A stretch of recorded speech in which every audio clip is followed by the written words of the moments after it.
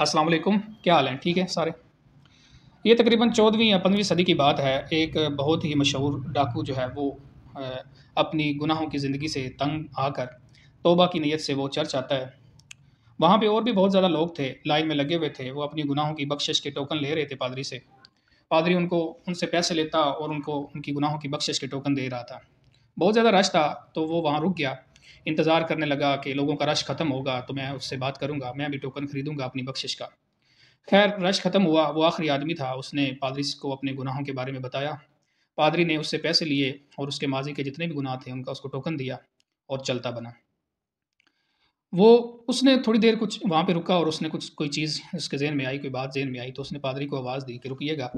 पादरी रुका और उसने उससे सवाल किया, "क्या जो मैं मुस्तकबिल में गुनाह करूँगा, उसका भी मुझे टोकन मिल सकता है?" पादरी ने आगे से जवाब दिया, "क्यों नहीं मिल सकता? लेकिन ये है कि उसमें किसी किस्म का डिस्काउंट नहीं मिलेगा।" खैर डाकू ने कहा, "बिल्कुल, ज़रूर।" तो उसने एक बहुत बड़े गुनाह का टोकन लिया, पादरी को पैसे दिए और वहाँ से निकल आया। जब चर्च से बाहर निकला तो दरवाज़े के आगे रुक गया। इतने में पादरी जो है वो भी बाहर निकला। जब उसके पास आया तो उसने पादरी का सर कलम कर दिया और पादरी के पास जितने भी पैसे थे, वो निकाल के अपनी जेब में डाले और चलता बना। और चलते हुए वो कहता गया कि यही गुनाह था जिसका मैंने पहले से ही पादरी से टिकट टोकन जो है वो ले लिया हुआ था। खैर लोगों ने उससे सवाल किया उस डाकू से कि इस सदी में तुमसे भी बड़ा कोई डाकू हो सकता है? उसने कहा, बहुत ज़्यादा है, लेकिन वो रहते चर्च में हैं, लोगों की नज़रों में वो मुअज़्ज़ज़ हैं। जब मैं ये वाक़या पढ़ रहा था तो मुझे आजकल की वो सारी बातें, वो सारे अवामल जो हम आजकल टीवी चैनल्स के ऊपर देख रहे होते हैं या अपने मुआशरे के अंदर देख रहे होते हैं कि जिस तरह जेली पीरों ने धंधे चलाए हुए हैं, मज़हबी पेशवा बने हुए हैं और ऐसे तमाम उलमा जो अपनी तालीमात की वजह से मशहूर हैं, उन लोगों का भी इन्होंने नाम जो है वो बदनाम किया हुआ है।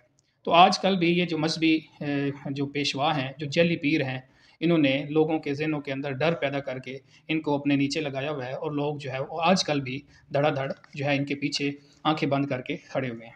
यानी कि जब तक हमारे मुआशरे के अंदर ये जहालियत, ये ज़हनी कमज़ोरी जब तक हमारे मुआशरे के अंदर रहेगी, मेरे ख़्याल से ये जो मज़हबी डाकू हैं, ये जो महान डाकू हैं, जो लोगों की नज़रों में बहुत ज़्यादा मुअज़्ज़ज़ हैं, ये हमें लूटते रहेंगे। तो मेरे अपने तमाम दोस्तों के साथ, अपने तमाम उन उलमा के साथ, जिनके साथ मेरा रिश्ता है, उनके सामने ये सिर्फ़ मेरी एक छोटी-सी रिक्वेस्ट है कि हम बहैसियत मुसलमान क्यों ना हर जुमे की नमाज़ के अंदर चूँकि खुतबा होता है, तो क्यों ना ये तमाम हमारे उलमा, हमारे तमाम असातिज़ा हज़रात, वो बेसिक अखलाकियात के हवाले से ज़रूर कुछ ना कुछ जो है वो अपनी तालीमात, हमारी इस्लाम की तालीमात जो हैं, उसके बारे में ज़रूर बताया करें। बाकी हदीस तो ज़ाहिर है खुतबे के अंदर कुरान की मुख्तलिफ़ आयात का हवाला दिया तो ज़रूर जाता है। लेकिन एक सेशन रखा जाए, चाहे वो 10 मिनट का हो, चाहे 5 मिनट का हो, बेशक मैं कहता हूँ 1 मिनट का ही क्यों ना हो, तो लोगों को बेसिक अखलाकियात जो हैं, बेसिक एथिक्स जो हैं, बेसिक इस्लाम की जो रूह है, उसके बारे में ज़रूर सिखाया जाए। यानी कि उसकी ज़रूर पाबंदी की जाए ताकि हमारे लोगों के अंदर ये मज़हबी जो जहलियत है, ये मज़हबी जो जहली पीर वगैरह जो हैं, ये जो डर पैदा कर देते हैं हमारे लोगों के ज़हनों के अंदर, इसको आहिस्ता-आहिस्ता निकाला जाए। आज के लिए इतना ही। खुश रहिए, खुशियाँ बाँटें। अल्लाह हाफ़िज़।